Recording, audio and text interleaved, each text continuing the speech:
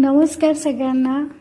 आज मार्गशीर्ष गुरुवार होता, त्यामुळे पूजा मांडून घेतली. पूजा मांडून झाल्याबरोबर मी नैवेद्यासाठी तयारी चालू केली. नैवेद्याला मी आज बनवणार होते गव्हाची खीर, खपली गव्हाची खीर. आमच्याकडे याला हुगी म्हणतात.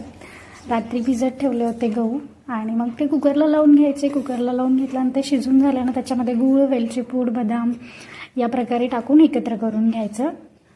भरलं वांग दुसरीकडे मी केलं होतं आणि खूप छान झालं होतं भरलं वांगही.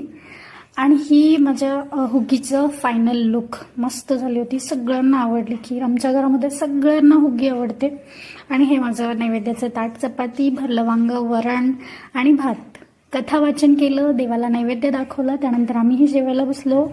खूप छान झाला होता स्वयंपाक. भरले वांग्याची रेसिपी तुम्हाला हवी असेल तर लिंक मी खाली शेअर करेन. आणि हुगीची रेसिपी तुम्हाला हवी असेल तर नक्की सांगा, मी तीही रेसिपी